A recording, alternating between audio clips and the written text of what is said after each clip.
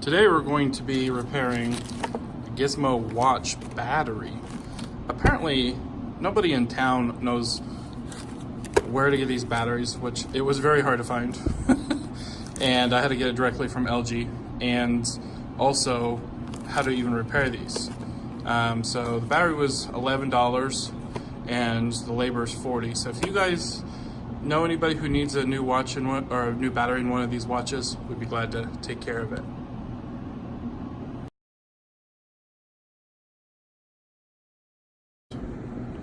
Not sure. Guess we'll have to open some of these clips and hopefully we can get in. Those are not even screws. Weird.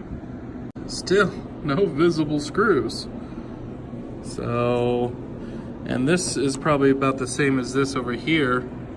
So, I'm not sure here. Let's keep on digging. Looks like I'm able to open it up through this sidewall here. Keep on trying. All right, we get our first glimpse inside here.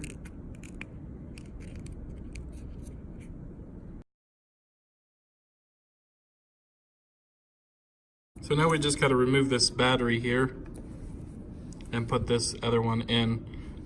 We found this battery by typing in LG vc200 for this particular device.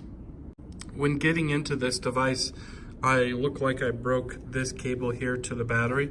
Good thing we're replacing the battery, but mind you, when getting into the case, that you need to be extra careful on the side here, this side right here.